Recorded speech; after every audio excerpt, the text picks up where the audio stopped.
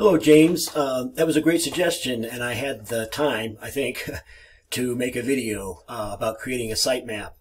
And your very thorough reading of the text or the resources shows that there are some additional information that you all need to know. For example, the difference between XML and HTML sitemaps, both of which are valid and necessary.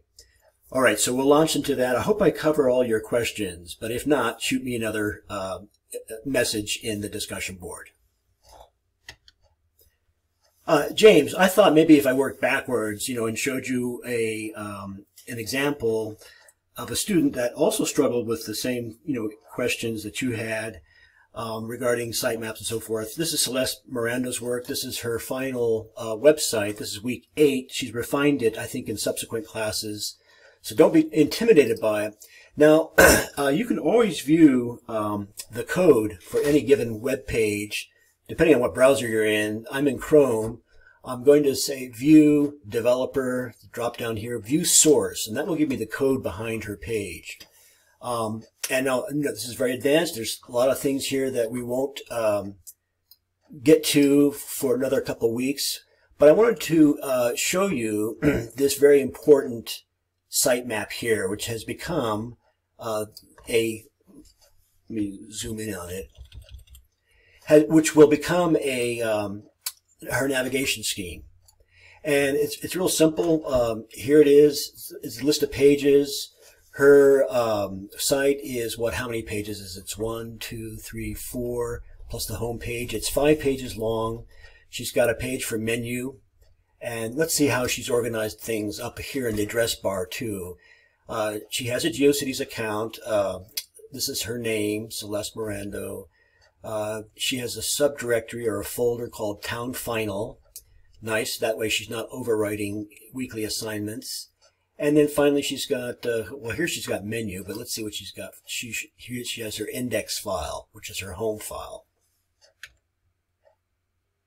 Well, let's take a look at another one. This is Heather LaPierre's from not too long ago. And her file management structure, is pretty clear. As long as she observes the same naming conventions and places things in the same places on her desktop as she does on her server, she'll be okay. I'll show you some other examples of that. Here's her coded sitemap. Again, it's a list of pages that she's going to have, page titles, and this will become, or will become, her navigation in week 5, I think it is. So I've attached these to the email, or not the discussion reply, but here's her visual sitemap. I think these are useful. This is not required though. Although I see later on the rubric changes subtly the wording of it, and it does say, I think, visual sitemap, and that's in about week 6, I think. She also has an XML sitemap. You correctly uncovered or stumbled on the difference between XML and HTML. They're both the same in the sense that they're a list of pages. Okay, one has revision information about it and is kept current, and it helps search engines drill down into your site, especially if you have a heavily nested site, so what we used to call a vertical site with many subdirectories. It's useful for search engines. It's part of SEO, which we'll touch on later at the end of the course. That means search engine optimization. An XML sitemap, which you can generate a number of ways, Google that, looks like this. I've zoomed in on it. So here is the specific URL for her pages, and then it's modification date. That's just really useful. I mean, if you manage a website, it's good to have that kind of information. This is really important. This was also included.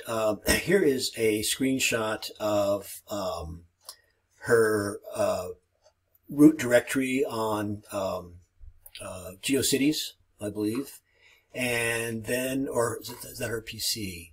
Let's see, that's successful. Okay, no, here's GeoCities through CyberDuck. See how it looks very much like her desktop and how I got confused? That's good. You should repeat the file structure on your desktop word for word or letter for letter. You know, file naming is no different for directories as it is for files, except directories do not have extensions.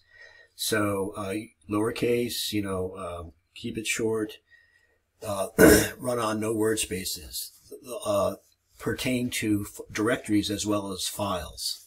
But anyway, the point of this, reason why it pleases me is because I see that her file management is the same on her desktop as it is on the GeoCities server, letter for letter. Good going, Celeste. One last quick example. This is from Andrew Bodrat. Nice cover sheet here. Here's his visual sitemap.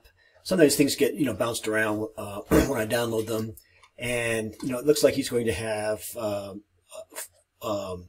two-level website, homepage, these 3 pages. This, it looks like, you know, what he wound up with ultimately, I don't remember. You may not want to get too nested, and by that I mean have too many subdirectories, but because it becomes hard, you know, especially if you're a novice to this, to manage. Here's XML sitemap, which he got a sitemap. Here's a nonprofit sitemap generator to generate, and it sort of assumed that he knew what the web addresses or the URLs of his pages are going to be, and so should you. All right.